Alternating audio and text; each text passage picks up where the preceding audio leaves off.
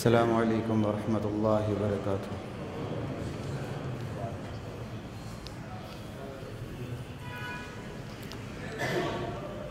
بسم اللہ والحمد للہ والصلاة والسلام علی رسول اللہ، اما بعد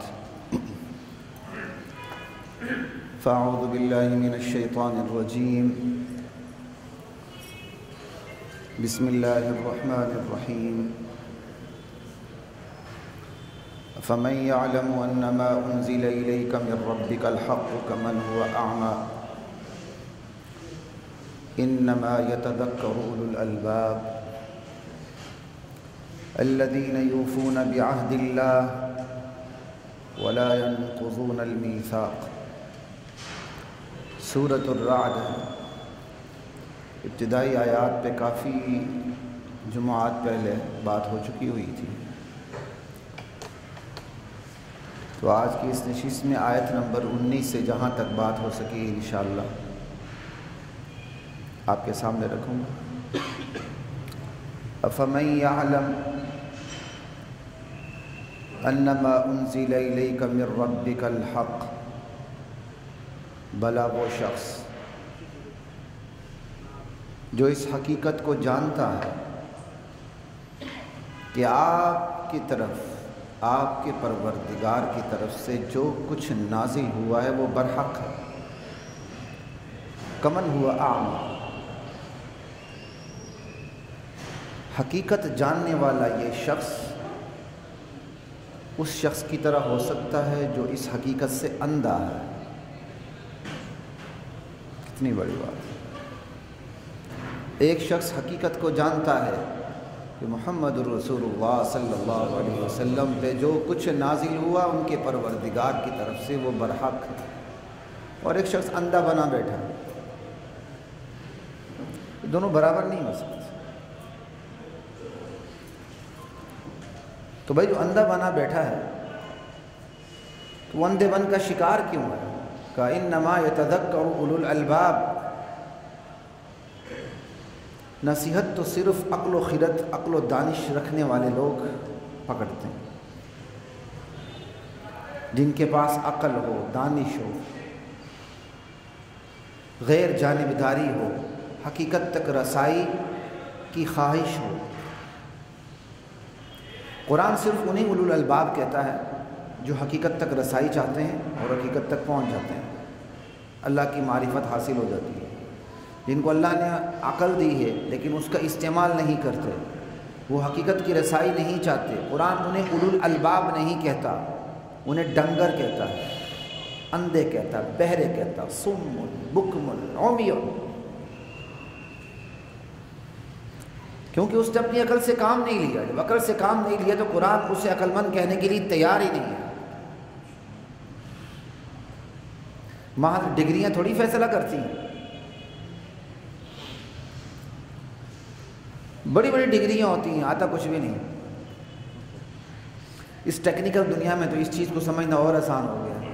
اب نعرہ لگ رہا ہے ایجوکیشن نہیں سکلز، ایجوکیشن نہیں سکلز، وہ بھی شارٹ ٹرم سکلز۔ آپ نے شارٹ ٹرم سکل لے لی، نوکری لے لی، دنیا اس سے آگے چلی گئی، آپ نے ایک اور شارٹ ٹرم کیا کہتے ہیں کورس کر لیا، پھر ایک نوکری لے لی، پھر آگے چلے۔ دنیا تو یہاں پہنچی سکلز پر۔ تو قرآن یہی کہتا ہے جو اپنے سکلز کو استعمال نہیں کرتا، حقیقت تک رسائی نہیں رکھتا، وہ دانش مند نہیں ہے۔ لا الہ الا اللہ۔ یہ لوگ اندھے کیوں بنتے ہیں؟ دراصل بات یہ ہے، حقیقت مجرد حقیقت ہوتی ہے، بس وہ اپنے ساتھ نام نہاد کی کرشمیں نہیں رکھتی۔ اللہ چاہتا ہے بندہ حقیقت کو حقیقت کے روپ میں تسلیم کر لے۔ ہاں، اللہ کی ایک زائد مہربانی یہ بھی ہے، انبیاء کے ہاتھ پہ اللہ معجزے بھی ظاہر کر دیتے ہیں، وہ بھی اپنی مرضی سے۔ جب امت کی مرضی ہو تو پھر اس کی آخری حد ہو جاتی ہے۔ امت کے مطالبے پر جب اللہ معجزہ ظاہر کر دیتے ہیں اور امت پھر بھی تسلیم نہیں کرتی، اللہ اس امت کی اینٹ سے اینٹ بجا دیتے ہیں۔ اس لیے عمومی طور پر منہ مانگا معجزہ نہیں دیا جاتا، لیکن معجزے دیے جاتے ہیں انبیاء کو۔ جس سے صاف پتہ چلتا ہے کہ یہ من جانب اللہ حقیقت اتر رہی ہے، اور اس کے ساتھ ساتھ تعلیمات بھی ایسی ہوتی ہیں جس سے صاف پتہ چلتا ہے لا الہ الا اللہ۔ تو کوئی اضافی کرشمے نہیں رکھتی حقیقت، جیسے آج کل لوگوں کا ذہن ہے، ہاں وہ فلاں جی پہنچی ہوئی سرکار ہے، اس کے پاس جا کے 10 دن گزاریں، نماز روزہ حج زکوٰۃ کے علاوہ بیچارہ کچھ کرتا ہی نہیں ہے۔ کہتا یہ تو کچھ بھی نہیں ہے۔ کیوں جی؟ کہتا کوئی کرامت نہیں دیکھی اس کے پاس۔ اس سے بڑی کرامت کیا ہے کہ اس کی 24 گھنٹے کی زندگی دین کے مطابق، سنت کے مطابق، اس سے بڑی کرامت کیا ہے؟ ہم ولیوں کو بھی بہروپیے کی شکل میں دیکھنا چاہتے ہیں، وہ بہروپیہ ہو، کسی کو اندھا کر دے، کسی کو بینا کر دے، میرے دل کی خبریں مجھے بتانے کی کوشش کرے، ماضی حال مستقبل کی باتیں کرے میرے ساتھ، مجھے کھڑے کھڑے پتھر بنا دے، مجھے ہیپنیٹائز کر دے۔ یہ ہیپنیٹزم یہ اس سب کانٹیننٹ میں بہت زیادہ، اب تو خیر کم ہو گیا۔ میرا ایک اسٹوڈنٹ تھا یونیورسٹی کے اندر، تو اسے بڑی مہارت کا دعویٰ تھا کہ اس میں بڑا میں ماہر ہوں۔ میں کہ یار مجھے ہیپنیٹائز کر دو۔ اس کا دعویٰ تھا میں کر سکتا ہوں، میرا M.Phil کا اسٹوڈنٹ تھا۔ میں کہا مجھے ہیپنیٹائز کر دو، میں بیٹھ کے مجھے کر دو۔ بڑی اس سے کوشش ہے کہ کچھ بھی نہیں ہوگا۔ میں کہا کر دو مجھے ہیپنیٹائز۔ ہیپنیٹزم تھوڑا بہت میں نے بھی پڑھا ہوا ہے، وہ ایک ٹی وی ٹاک شو کے لیے پڑھا تھا میں نے ایسے ہی۔ یہ کیا ہو گیا، اللہ خیر کرے۔ اچھا، تو وہ پڑھا بھی اس طرح تھا، ایک تھا کہ کوئی ہیپنیٹسٹ ہے، وہ ہیپنیٹزم کے بڑے ماہر تھے، شاید کرکٹ ٹیم کے ساتھ بھی رہے تھے۔ وہ مجھے کہا کہ جی ان کے ساتھ آپ کا پروگرام ہے، اس پہ ہیپنیٹزم قرآن وغیرہ، قرآن کی روشنی میں۔ اس دن میرے بانجے کی وفات بھی ہوئی تھی، تو بس میں نے پھر بھی پہنچنا تھا، لائیو پروگرام تھا، میں نے چلے کوئی بات نہیں، یہ بھی دین کی خدمت ہے۔ لا الہ الا اللہ۔ تو میں نے کہا تو میرے پاس، میں نے ادھر ادھر دینی کتابیں دیکھی تو مجھے ہیپنیٹزم کے متعلق کوئی تفصیلات، نہ تفسیر میں ملی، نہ ادھر ادھر ملی، کوئی ایک آدھ کوئی نام ملا۔ میں پریشان، اب میں کیا کروں؟ میں نے دوڑ لگا دی یہ نارکلی کی طرف۔ یہ کتابیں نہیں پڑھی ہوتی فٹ پاتھ پہ، میں سیدھے یہاں پہنچا۔ میں کہا تھوڑی دیر میں اسی طرح اسپیشلسٹ بنتے ہیں ہیپنیٹزم کے، جس طرح یہ اینکر لوگ دین کے اسپیشلسٹ بنتے ہیں، مفسر، محدث، متکلم بنتے ہیں، چلو ہم بھی تھوڑی دیر کے لیے ہیپنیٹزم کے اسپیشلسٹ بن کے سامنے آئے۔ میں نے فٹ پاتھ کے اوپر ہیپنیٹزم کی 3-4 کتابیں دیکھی، جو مختصر 50, 60, 100 صفحے کی چھوٹی چھوٹی کتابچے۔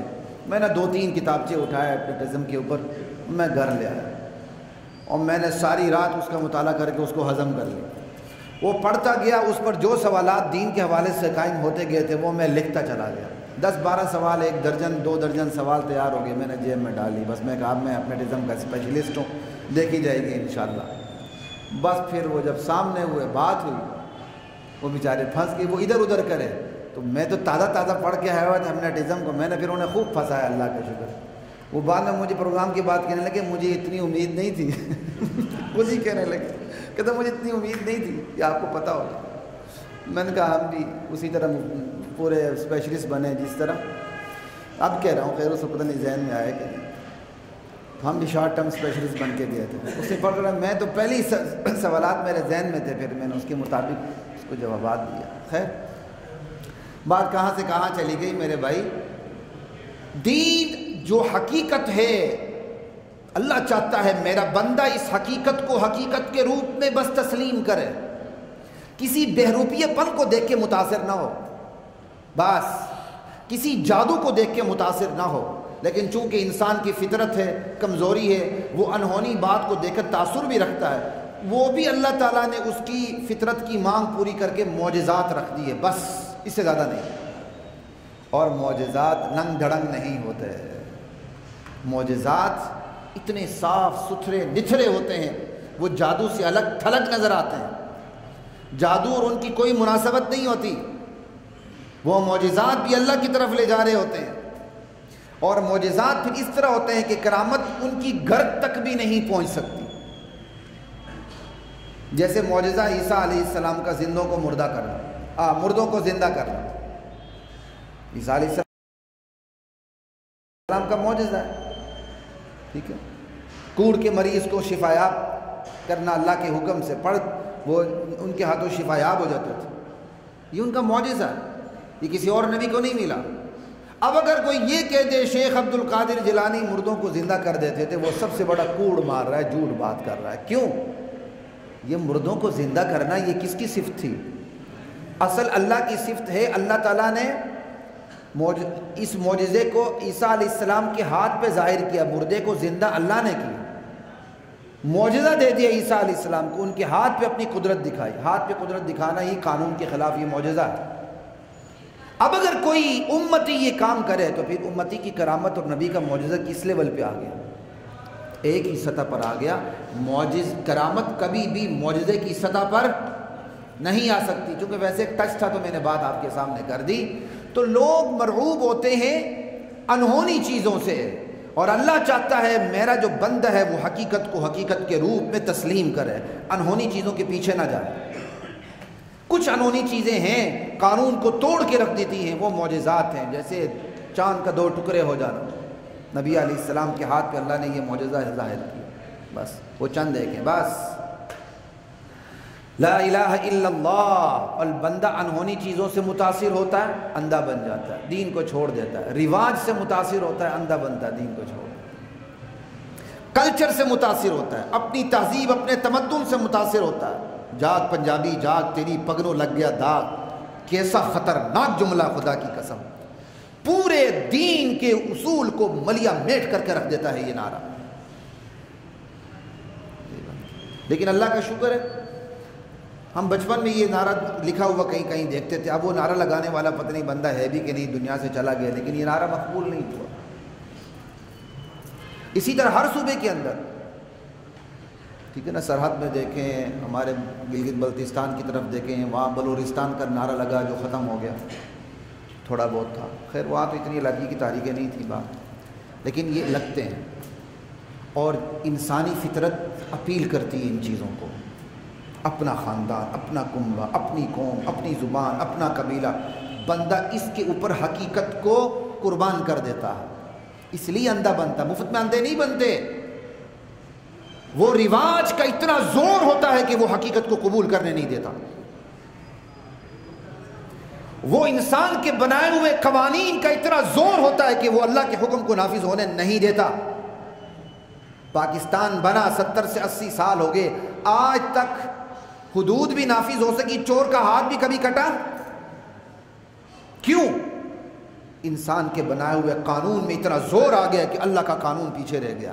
یہ ہے اندھا پن، یہ ہے اندھا پن۔ ہم جب دوسروں کی کہانیاں بیان کرتے ہیں نا تو کہتے ہیں یار پتہ نہیں ابو جہل ایمان کیوں نہیں لایا تھا، یہ پتہ نہیں ابو لہب کتنا بیوقوف تھا، ایمان کیوں نہیں لایا تھا۔ جب اپنی باری آتی ہے نا، نہیں یار مجبوریاں تو مجبوریاں ہوتی ہیں نا، قوم تو قوم ہوتی ہے نا، اپنا علاقہ تو اپنا علاقہ ہوتا ہے نا، اپنی زبان تو اپنی زبان ہوتی ہے نا۔ تو خدا کی قسم اگر میری اور آپ کی مجبوریاں ہیں، اللہ ذوالجلال کی قسم ابو جہل کی مجبوریاں اس سے بھی زیادہ تھیں، ابو لہب کی مجبوریاں اس سے بھی زیادہ تھیں۔ آج کے انسانی قوانین بنانے والوں کی مجبوریاں اس سے بھی زیادہ ہیں۔ یہی تو مجبوریاں امتحان ہیں کہ آپ نے اس میں کرنا کیا ہے۔ ابو الحکم مین آف ڈیسیژن ابو جہل کا لقب تھا، وہ قریش مکہ کا سپریم کورٹ تھا، وہ چھوٹے فیصلے نہیں کرتا تھا، سرداروں کے مقدمات کے فیصلے کرتا تھا، چھوٹے موٹے فیصلے نہیں کرتا تھا وہ، اور انتہائی ذہین اور زیرک ترین انسان تھا۔ لیکن وہ اپنے کلچر، اپنے تمدن، اپنے خاندانی نخوت اور عصبیت کا شکار اتنا ہوا کہ وہ زور اس کو پکڑ کے بیٹھ گیا، اور اس زور کی وجہ سے وہ اسلام کے زور کو قبول نہیں کر سکا۔ وگرنہ اتنا بڑا عقل مند آدمی اتنا بڑا نقصان کا فیصلہ کرے، دائمی جہنم کے نقصان کا۔ ہماری سب سے بڑی کمزوری ممبر پہ بیٹھنے والوں کی کمزوریوں میں سے ایک کمزوری یہ ہے، وہ جب دین بیان کرتے ہیں تو 1400 سال پہلے ایک کہانی بیان کر رہے ہوتے ہیں، اس کو اس معاشرے پر امپلیمنٹ نہیں کرتے، تو پھر ہمارے لوگوں کو وہ بات سمجھ نہیں آتی۔ ابو جہل کو گالی دے کے خوش ہو جاتے ہیں، بڑے بیوقوف تھے، ایمان نہیں لایا۔ رسول کو سامنے بھی دیکھا، ایمان نہیں لایا۔ بھائی ان کی مجبوریاں تھیں نا، تو آج کے فرعونوں کو بھی وہی مجبوریاں ہیں، آج کے ابو جہلوں کی بھی وہی مجبوریاں ہیں، آج بھی ابو لہبوں کی بھی وہی مجبوریاں ہیں۔ ان مجبوریوں سے باہر نکلیں، پھر کمن ہوا اعمیٰ نہیں ہوگا۔ بھلا وہ شخص جو حقیقت کو جان لے کہ میرے نبی جو آپ کے سینے پر میری طرف سے اترا ہے، وہ جو اس حقیقت کو جان کے مان لے، کیا اس شخص کی طرح ہے جو اندھا بن کے رہے؟ اندھا کیوں بنا؟ یہی تو بات ہے ساری۔ اندھے بنے تو کیوں بنے؟ رواج کے زور پہ اندھے بنے، اپنے کلچر، تہذیب اور تمدن کے زور پر اندھے بنے، اپنے وضعی انسانی خود ساختہ قوانین کے زور پہ جو ان پہ چھاپ لگی ہوئی تھی اس کی وجہ سے وہ اندھے بنے۔ آج بھی ایسا نہیں ہے؟ جو 60 کی دہائی میں آپ کے فیملی لاز بنے ہوئے، کتنا زور ہے ان کا، اسی پہ آپ لوگ مقدمات لڑتے ہیں۔ خدا کے لیے 5 وقت کی نماز پڑھتے ہیں تو ان میں جا کے علماء سے رابطہ کریں کہ ان میں کون کون سی شقیں غیر اسلامی ہیں، اس بنیاد پہ آپ کورٹ میں پیش بھی نہ ہوں۔ میں سمجھتا ہوں علماء کے ساتھ یہ وکلا کھڑے ہو جائیں قانون کے حوالے سے، کسی کے باپ کی جرت نہیں ہے کہ یہاں کوئی اور چیز ہو سکے۔ آپ کی بھی بہت بڑی کمزوری ہے، ٹھیکیدار صرف علماء نہیں ہے، ذمہ داری صرف علماء کی نہیں ہے، آپ کی بھی بہت بڑی ذمہ داری ہے، قوانین کے لحاظ سے تو آپ کی سب سے بڑی ذمہ داری ہے۔ لا الہ الا اللہ۔ اسی تعدد ازواج کو دیکھ لیں، ایک سے زائد شادیوں کو، یعنی یہ مظلوم عورت اتنی ظالم ہو چکی ہے کہ ایک عام آدمی بھی اگر تعدد ازواج کے حوالے سے اتنا بیان دینا کہ 4 شادیاں، یہ قرآن کا حکم ہے، میں تو اس پہ کچھ نہیں کہہ سکتا، واقعی قرآن کا حکم ہے، اس پہ بھی وہ آنٹیاں اور کانٹیاں میدان میں آ جاتی ہیں، سمجھ لیں، ساری میدان میں اتر آتی ہیں، بکواس کرنے لگ جاتی ہیں، دلیلیں دینے لگ جاتی ہیں۔ ابھی میں ایک کلپ دیکھ رہا تھا، خیر رحمان قمر نے کوئی بات کی 4 شادیوں پہ، کسی نے سوال کیا، شاید اس نے کہا یہ تو جی قرآن کا حکم ہے، اس نے شاید کوئی زائد بات بھی نہیں کی، بس وہ آنٹیاں میدان میں۔ اب وہ دلیلیں دے رہے ہیں جی پاکستان میں 60 کی دہائی میں فیملی لاز بنے، یہاں بھی دوسری بیوی کی اجازت ضروری ہے، ترکی میں بھی کیا کہتے ہیں پاشا نے قانون بنایا تھا تاترک نے 1 سے زائد شادی پر پابندی، لیکن یہ جو طیب اردوغان ہے اس نے بھی اس قانون کو بڑا پکا کیا ہوا ہے، 1 سے زائد شادی بالکل نہیں ہونی چاہیے۔ شرم نہیں آتی؟ یہ گدھو، اللہ کے قانون کے مقابلے میں تم ترکی کی پیش کرتے ہو، مراکش کو پیش کرتے ہو، پاکستان کو پیش کرتے ہو۔ اللہ کے قانون کے مقابلے میں جتنے بھی قوانین ہیں ان سب پہ خدا کی لعنت برستی ہے، چاہے وہ پاکستان کا قانون ہو، چاہے وہ ترکی کا قانون ہو، چاہے مراکش سعودیہ یا کسی اور ملک کا قانون ہو۔ جو قانون بھی اللہ کے قانون سے بغاوت پر مبنی ہے، اللہ کے قانون کے مقابلے میں اترتا ہے، اس پر خدا کی لعنت برستی ہے۔ ان قوانین کو آپ اپنی قانونی جد و جہد کر کے ناکارہ بنا کے رکھ دیں۔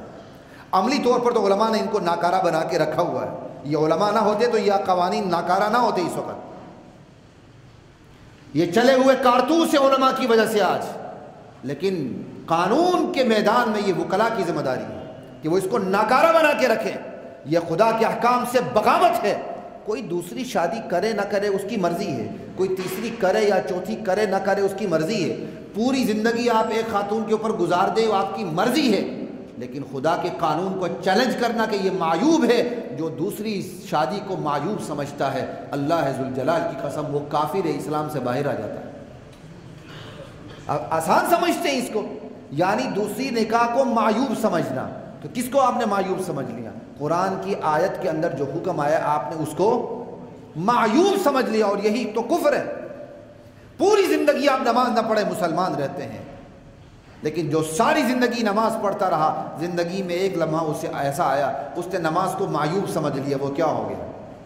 بلکہ اس نے نماز کا انکار کر دیا، وہ کیا ہو گیا؟ کافر۔ آپ نے اس مسئلے کو اتنا آسان سمجھ لیا۔ لا محالہ جن ممالک کے اندر یہ قانون ہے کہ بندہ دوسری نکاح نہیں کر سکتا، اس کا مطلب انہوں نے 1 سے زائد نکاح کو کیا سمجھا ہوا ہے؟ معیوب سمجھا ہوا ہے۔ یہی تو کافرانہ قانون ہے۔ لا الہ الا اللہ۔ یہ رواج کے زور سے باہر نکلیں، یہ کلچر، تمدن، ثقافت کے زور سے باہر نکلیں، اس سے چربی چڑھائی ہوئی ہے ہماری آنکھوں کے اوپر۔ اللہ کے قانون کے مقابلے میں کسی کا کوئی قانون نہیں چلتا. وَمَن لَّمْ يَحْكُم بِمَا أَنزَلَ اللَّهُ فَأُولَٰئِكَ هُمُ الْفَاسِقُونَ فَأُولَٰئِكَ هُمُ الْكَافِرُونَ فَأُولَٰئِكَ هُمُ الظَّالِمُونَ. جو اللہ کے احکام کے مطابق فیصلے نہیں کرتے وہ کسی مقام پہ کافر ہو جاتے ہیں، وہ کسی مقام پہ فاسق ہو جاتے ہیں، وہ کسی مقام پر ظالم ہوتے ہیں. اس کی تعبیرات الگ الگ ہے، کب بندہ کافر ہوتا ہے، کب فاسق ہوتا ہے، کب ظالم ہوتا ہے. وہ انشاءاللہ جب اسلامی قوانین پہ بات ہوگی تو اس پہ پھر بات کریں گے اسپیشل. أَفَمَن يَعْلَمُ أَنَّمَا أُنزِلَ إِلَيْكَ مِن رَّبِّكَ الْحَقُّ كَمَنْ هُوَ أَعْمَىٰ إِنَّمَا يَتَذَكَّرُ أُولُو الْأَلْبَابِ. نصیحت تو صرف دانشمند لوگ پکڑتے ہیں. الَّذِينَ يُوفُونَ بِعَهْدِ اللَّهِ. بھائی دانشمند لوگ ہیں کون؟ دانشمندی کس میں ہے؟ یہ نہیں کہ جو بڑا زیرک ہے جس نے کوئی ایجاد کی ہے وہ دانشمند. پوری دنیا کو آپ 101 ایجاد دے دیں، اللہ کے احکام کو نہ مانے، اللہ اسے ڈنگر سمجھتا. آپ نے ایجاد کی، سہولت کے لیے کی نا، بس ٹھیک ہے کر لی، چلے گئے. اس کی کیا حیثیت ہے؟ ہاں آپ دین پر ہیں، ایجاد کی بہت اچھی بات، انسانیت کو فائدہ اٹھایا، وہ آپ کو جنت میں بھی پھر اعلیٰ مقام ملے. اب اللہ کہتے ہیں دانشمند کون ہے؟ الذین یوفون بعہد اللہ، جو اللہ کے ساتھ کیے ہوئے وعدوں کو پورا کرتے ہیں. دانشمند صرف وہ ہیں. ولا ينقضون المیثاق، اللہ سے کیے ہوئے وعدے کو توڑتے نہیں ہیں. میثاق جو وعدہ جو بندہ ہوا ہے، عہد الست ہماری روحوں نے وہاں وعدہ کیا اللہ تعالیٰ سے، یا اللہ ہم تیری ہر بات مانیں گے. الست بربکم قالوا بلا. پھر ایک عہد فطرت بھی ہے، جب ہم اس دنیا میں آتے ہیں ہماری فطرت سلیمہ وعدہ کر لیتی ہے اللہ سے. پوری کائنات کا قانون اس بات پر زور دیتا ہے کہ جس نے یہ کائنات بنائی، جس نے تمہیں بنایا، جس نے تمہیں سہولت دی ہے، تم اس کی مان کے چلو. لا الہ الا اللہ، یہ ایک معنوی معاہدہ ہے. پھر عہد الست بھی ہے. پھر بیان بھی معاہدات ہوتے ہیں جو اسلام کی روح سے جائز ہیں، ان کو پورا کریں.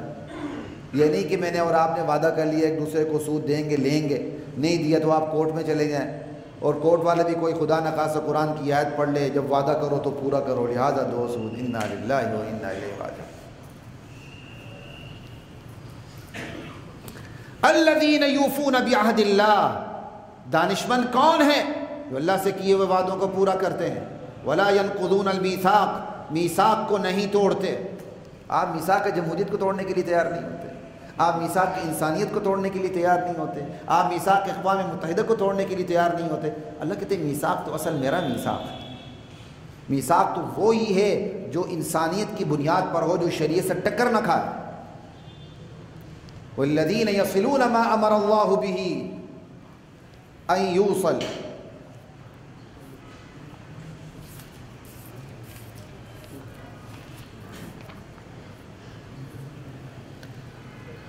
اور دانشمند کون لوگ ہیں؟ جن رشتوں کو جوڑنے کا اللہ نے حکم دیا ہے وہ اسے جوڑتے ہیں. سب سے بڑا رشتہ کس کے ساتھ؟ اللہ کے ساتھ. اس کے بعد مخلوق کے اندر رشتے ہیں، قدم بقدم.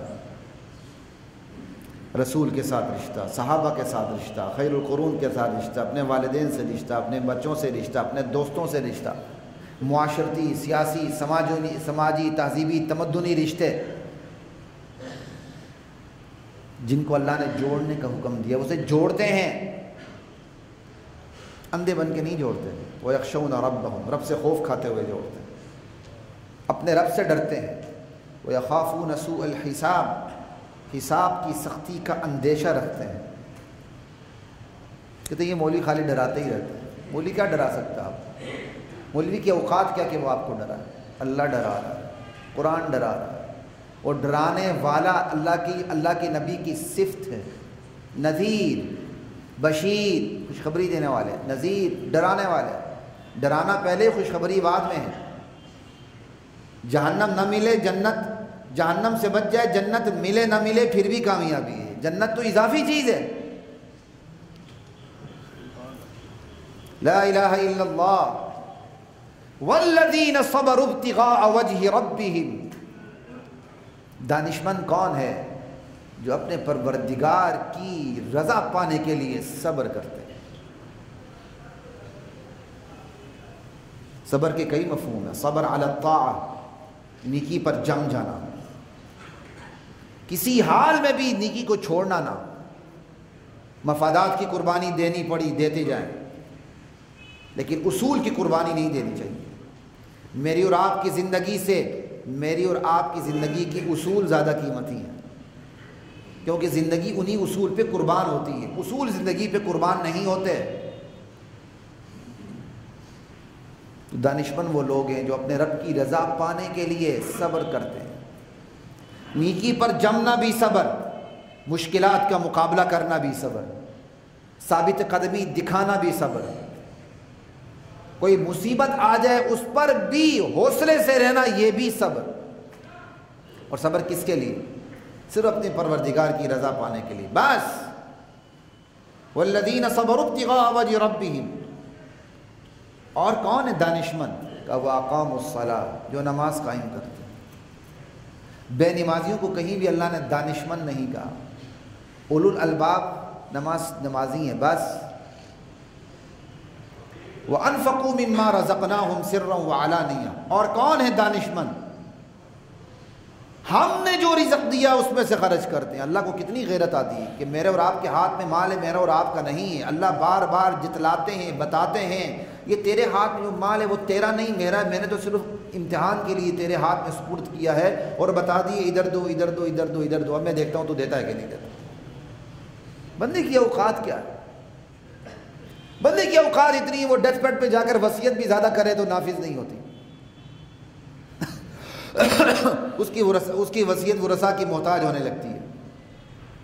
بندے کی تو کل اوقات ہے، زندہ ہوتے ہوئے اس کی وصیت ورثاء کی محتاج ہونے لگتی ہے، اگر وہ 1/3 سے بڑھ جائے، یا اگر اس کی وصیت وارث کو ہو جائے پھر بھی ورثاء کی اجازت کی محتاج ہوتی ہے۔ بندے کی تو کل یہ اوقات، وہ کہتا ہے میرا مال میرا مال میرا مال۔ یقول ابن آدم مالی مالی مالی مالی مالی، ابن آدم کہتا ہے میرا مال میرا مال۔ وَيَدْرَؤُونَ بِالْحَسَنَةِ السَّيِّئَةِ، دانشمند لوگ کون ہیں؟ جو برائی کو نیکی سے ٹالتے ہیں۔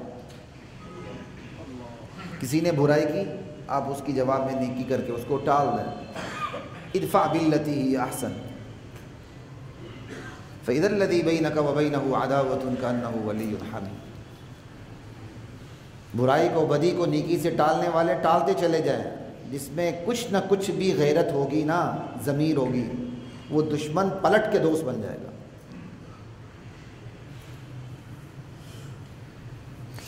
لا الہ الا اللہ، یہ دانشمند لوگ، اولئک لہم عقبی الدار، انہی لوگوں کے لیے عاقبت کا گھر ہے، جنت۔ وہ عاقبت کیا ہے؟ جنات عدن، عدن قیام گاہ کو کہتے ہیں، قیام کو کہتے ہیں، ابدی قیام گاہیں، وہ باغات جو ابدی ہیں، یدخلونہا، اس میں داخل ہوں گے۔ ومن صلح من آبائہم وازواجہم وذریاتہم، اور بندے کے جو آباء و اجداد نیک ہوں گے وہ بھی داخل ہوں گے، جو بیویاں نیک ہوں گی وہ بھی داخل ہوں گی، جو اولاد نیک ہوگی وہ بھی داخل ہوں گے۔ نیک کی شرط لگی ہوئی ہے، جن میں ایمان نہیں ہوگا وہ داخل نہیں ہوں گے۔ لا الہ الا اللہ۔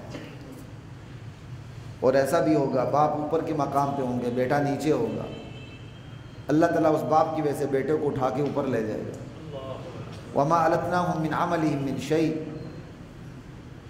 اللہ تعالیٰ پھر اوپر سے نیچے سے اوپر کو لے جائے گا تو اوپر کے اعمال میں کوئی اللہ کمی نہیں کریں گے۔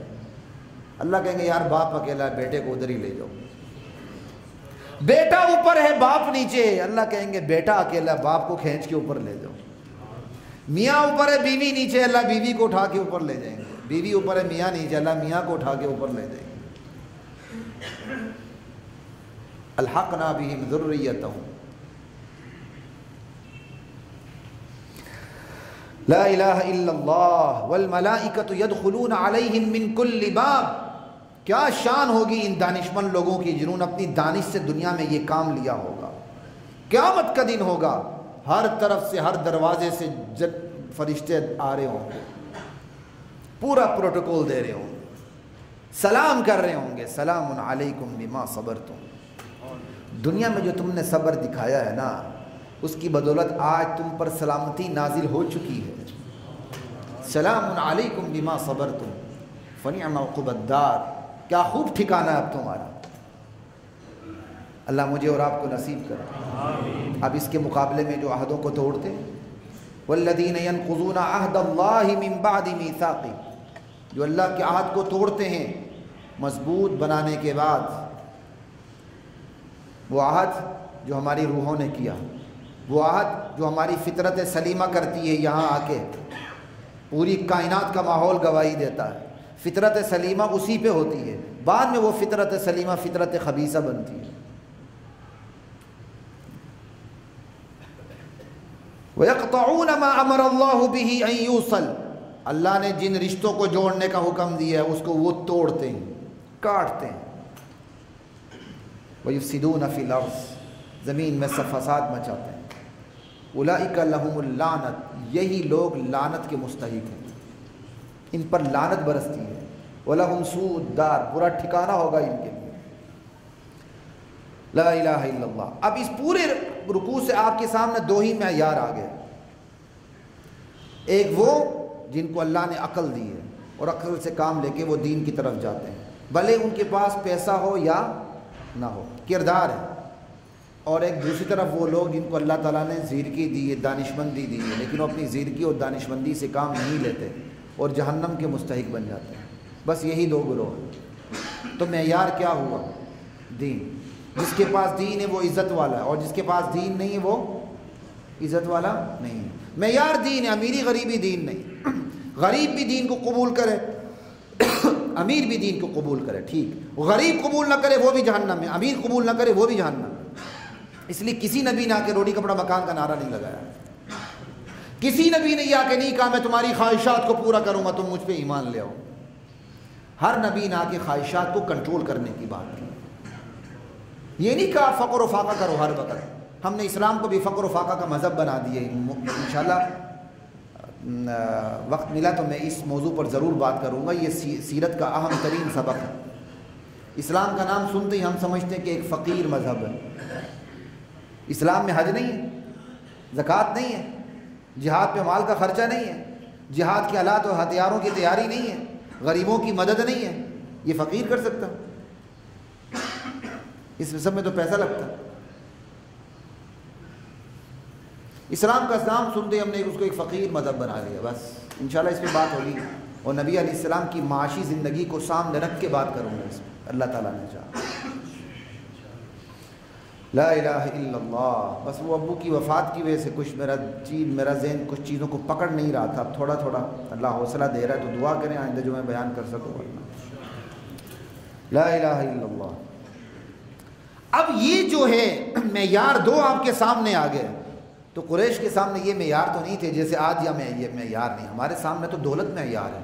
جس کے پاس دولت ہے وہ عزت والا، جس کے پاس دولت نہیں ہے چاہے وہ جتنا بھی بلند کردار کا مالک ہو وہ عزت والا نہیں ہے۔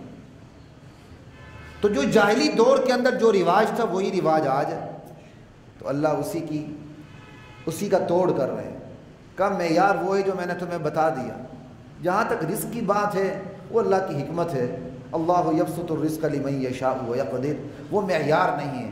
اللہ چاہتا ہے کسی کا رزق بڑھا دیتا ہے، اللہ چاہتا ہے کسی کو نپت الا دیتا ہے، اس کا رزق تنگ کر دیتا ہے، محدود کر دیتا ہے، لیکن یہ عزت ذلت کا اور کامیابی اور ناکامی کا معیار نہیں ہے۔ وَفَرِحُوا بِالْحَيَاةِ الدُّنْيَا، یہ لوگ دنیا کی زندگی میں ہی بدمست ہو گئے ہیں، جس کو اقتدار ملا، اختیارات ملے، بڑے بڑے منصب اور عہدے مل گئے، وہ کامیاب۔ جی یار یہ فلاں بندہ بڑا غریب تھا، بڑا کرم کیا اللہ تعالیٰ نے اس پر، دیکھو 10 کوٹیاں، اور لوگ کہتے ہوئے رال ٹپکا رہے ہوتے ہیں، اور پتہ بھی ہوتا ہے کہ صاحب کے پاس 10 کوٹیاں ساری کی ساری حرام کی ہے، ماشاءاللہ ایک ٹکا بھی حلال کا نہیں ہے، پھر بھی اس پر رال ٹپکاتے ہیں، پھر بھی اس پر رال ٹپکاتے ہیں۔ ہاں کسی کو اللہ تعالیٰ نے اچھی دولت دی ہے، حلال کی دولت دی ہے، ساتھ ساتھ وہ نیک بھی ہے، یہ تو قابل رشک ہے بھائی۔ دو ہی لوگ ہیں جن پر رشک کی اجازت ہے، ایک عالم دین جو علم دین کو پھیلائے، اور ایک دولت مند آدمی جس کے پاس حلال دولت ہو وہ اللہ کے راستے پہ خرچ کرے۔ حدیث میں یہی دو لوگ ہیں جن پر رشک کی اجازت ہے، بلکہ رشک کرنا چاہیے کہ اللہ مجھے بھی ایسا بنا دے۔ اللہ کہتے ہیں کہ تم دعا کرو تم ایسے بنو، یعنی تعلیمات یہ کہتی ہیں کہ مجھے بھی اللہ نے ایک دولت دے میں خرچ کروں. میں کہتا ہوں نہیں مولوی صاحب آپ کو تو دولت کی تمنا ہی نہیں کرنی چاہیے، تو توکل کے خلاف ہے. پتہ نہیں ہم نے توکل کو کیا سمجھ لیا. اسی ہی مولوی صاحب بھی 5-5 ہزار تنخواہوں پہ گزارا کر رہا ہوتا ہے 2-2 مرلے کی مسجد میں. وہ 5 ہزار سے ہماری سگریٹ پوری نہیں ہوتی، مولوی صاحب کو 5 ہزار پہ رکھا ہوتا ہے. مولوی صاحب کو بھی ترغیب دیتے ہیں کوئی بات نہیں، ہمارے نبی نے بھی بڑے فقر و فاقہ کیا، آپ بھی فقر و فاقہ کریں. نبی کا فقر و فاقہ کو ملا کہاں سے دیا، اور نبی کا فقر و فاقہ اختیاری تھا. نبی صلی اللہ علیہ وسلم کی معاشی زندگی کیا ہے بتاؤں گا تو پھر 14 طبق انشاءاللہ روشن ہوں گے، پتہ چلے گا نبی کی معاشی زندگی کتنی شاندار اور کتنی جاندار تھی. نبی صلی اللہ علیہ وسلم اس ساری شاندار اور جاندار زندگی کو لے کے قربان کرتے چلے جاتے تھے. نبی اس لیے فقیر نہیں تھے کچھ نہیں تھا، نبی اس لیے ان کے پاس کچھ نہیں رہتا تھا، سب کچھ دے کے خالی ہاتھ بیٹھ جاتے تھے. وہ ذرا ایمان لائے نا. ایک شخصیت تھی، اب اپنے گھر پہ اللہ تعالیٰ ان کو خوش رکھے. کسی دور میں اس مسجد کی وسعت کی بات ہوئی، بہت پہلے کسی دور میں. وہ بڑے 5 وقت کے نمازی، بڑے بلکہ اس مسجد کی نگرانی بھی کرتے. انہوں نے مثال دے دی مسجد نبوی کی، یہ وہ چھتے کی مسجد تھی، یہ تھا وہ، اس کی ضرورت کیا ہے. تو میرے دل میں بات یہ آتی پھر مسجدوں کی مثال نہ دیں نا، پھر 10 کنال اپنے گھروں کی بھی مثال دے دیں. نبی علیہ السلام سجدہ کرتے تھے، اماں عائشہ کا پاؤں سامنے آ جاتا تھا، آدھا ایک مرلے کے کیا کہتے ہیں مکان کے اندر. مسجد یاد آتی ہے تو مسجد نبی 1400 سال پہلے کی یاد آتی ہے، تو آپ نے 10 کنال کا گھر کیوں نہیں یاد آتا اور 3 کنال کا دفتر کیوں نہیں یاد آتا؟ عجیب باتیں کرتے ہیں. اسلام زمانے کے ساتھ چلتا ہے بھائی. آپ کی جیسی سوسائٹی ہوگی، جیسی کالونی ہوگی، مسجد کا لیول اس سے بڑا نہیں تو کم سے کم اس لیول کا ہونا چاہیے. آپ کے ڈرائنگ روم سے زیادہ بہتر آپ کی مسجد کا صحن ہونا چاہیے. ہاں اس کو ایسے عجب طریقے سے نہ سجائیں، جھنڈیاں تھے، اگربتیاں تھے، پتہ نہیں لال پیلی وہ سارا کچھ ہم اس کی رونق برباد کر کے رکھ دیتے ہیں. مسجد کے اندر وقار ہوتا ہے، متانت ہوتی ہے، سنجیدگی ہوتی ہے. اب دیکھیں اس کے اندر وقار، متانت ہے، سنجیدگی خیر زیادہ ہونی چاہیے، شکر ہے اتنی بھی ہے، ٹھیک ہے نا. یعنی جب باری آتی مسجد کی تو 1500 سال پہلے کی مثال دیتے ہیں، جب اپنے گھر کی باری آتی تو چپ. ہم نے اسلام کی اتنی غلط تعبیر کر دی نا، اتنی غلط تشریح کر دی ہے. وہ مولوی صاحب بھی بیچارے کو کہیں نوکری نہیں ملتی، وہ کہتا ٹھیک ہے 5000 پہ گزارا ہے، اسپیکر تو میرے ہاتھ میں ہے نا، جزاک اللہ ماشاء اللہ، آپ کے دیے ہوئے پیسے رائے گا نہیں جائیں گے، پوری زندگی کام آئیں گے، جنت پورا. مجھے ایک یاد تھا، ہم بچپن میں اسکول جاتے تھے تو وہ 10 سال 5 سال اسکول جاتے رہے، وہ مسجد مکمل ہی نہیں ہوئی تھی. وہ چرپائی لگی ہوئی تھی، مولوی صاحب بیٹھے ہوئے تھے وہاں. آپ مولوی صاحب کو منگتا بناتے ہیں، بیکاری بناتے ہیں، اور وہ مولوی نہیں ہوتا، اکثر معذرت کے ساتھ وہ میراثی ہوتے ہیں. اللہ کے نبی کا وارث کبھی بھی اس طرح ہاتھ نہیں پھیلاتا. ہاں آپ کو بتائے گا آپ کے اوپر فریضہ یہ، آپ اپنا فریضہ پورا کریں، لیکن وہ اس کی نظر آپ کی جیبوں پر نہیں ہوگی، اس کی نظر سب سے پہلے آپ کے دل پر ہوگی، اور اول و آخر نظر بھی دل پر ہوگی. اس دل کو مانج کے صاف پاک کیا جائے. لا الہ الا اللہ واللہ اکبر. چونکہ ہم ڈھونڈ کر ایک ایسے فقیر کو لے آتے ہیں جو ہمارے سامنے انتظامیہ کے صدر اور جنرل سیکرٹری کے سامنے بول ہی نہ سکے. سمجھ آئی؟ تو سٹ اسٹینڈ اپ وہ ایسا بس ہو، بس چھوٹا موٹا اس کو کمرہ دیا جائے، اگر کما رہا ہے تو اس کو ایک کمرہ بھی نہ دیا جائے. پھر وہ جو گل کھلاتے ہیں تو پھر وہ سارا میڈیا بھرا ہوتا ہے، باتیں کرتے، نہ آگا پیچھا دیکھنا آپ نے، نہ اس کی کوالیفیکیشن دیکھنی، نہ کچھ دیکھنی. یار کم سے کم اپنے سگریٹ کا خرچہ بھی دیکھ لیں، پھر آگے بات کریں. جتنا بہترین کام اسی لحاظ سے دنیا کے حوالے سے، اس کا معاوضہ بھی اسی لیول پہ ہونا چاہیے. معاوضہ تو خیر آپ دے ہی نہیں سکتے ہیں. کیا آپ نے دنیا کے اندر یہ اسٹیٹس نہیں رکھا ہوا؟ ورنہ محض پسینہ بہائے تو پھر سب سے بڑی تنخواہ کس کی ہونی چاہیے؟ مزدور کی. پھر جو ایسی میں بیٹھتے ہیں ان کی تنخواہ سب سے کم ہونی چاہیے. ایسا نہیں ہوتا. دنیا بھی یہ دیکھتی ہے کہ سب سے حساس کام کس کا ہے. ایسے ہی ہے نا، اس حساسیت پر پھر آپ معاشرہ فیصلہ کرتا ہے اس کو سہولیات کیا دینا. لیکن یہ ساری حساسیت دنیا میں نظر آتی ہے. دین کا جیسے ہی موقع ہوتا ہے پوری دنیا سب سے پہلے دیندار بے حس ہو جاتا ہے اس معاملے میں. وہ کہتا نہیں مولوی صاحب تو بس نہ کھائے نہ پیے، وہ تو فرشتوں کی طرح، اسے کوئی بشری تقاضا لاحق ہی نہیں ہونا چاہیے. ورنہ تو وہ بیچارہ صوفی بزرگ ہے ہی نہیں نا. یہاں صوفیوں نے کمال یہ ظاہر کیا جو کھاتا ہی نہیں. یہ تصوف کی بگڑی ہوئی شکل ہے. تصوف کی اصل شکل یہ ہے کہ دل کو مانج کے پاک کیا جائے. تصوف کی اصل شکل یہ ہے، کوئی تجارت کرتا ہے تو تجارت دین کے مطابق کرے، کوئی ممبر پر بیٹھتا ہے تو ممبر پر دین کے مطابق بیٹھے۔ تصوف کی اصل شکل یہ نہیں ہے کہ ایک کھجور پہ 24 گھنٹے گزار دیں۔ اللہ کی نعمتیں کھانے کے لیے، پینے کے لیے، ان سے روزہ رکھنے کے لیے نہیں ہے۔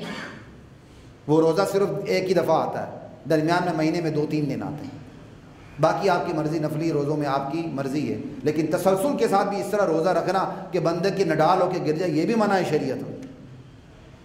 خیر، موضوع کون سا تھا، میں کہاں سے کہاں چلا گیا۔ اللہ یبسط الرزق لمن یشاء ویقدر، یہ معیار نہیں ہے دنیا تو اللہ کسی کو زیادہ دیتا ہے، کسی کو کم دیتا ہے، یہ معیار نہیں ہے۔ لیکن لوگ اسی معیار کو لے کر پھول جاتے ہیں، وَفَرِحُوا بِالْحَيَاةِ الدُّنْيَا، اسی معیار کو لے کے پھول جاتے ہیں۔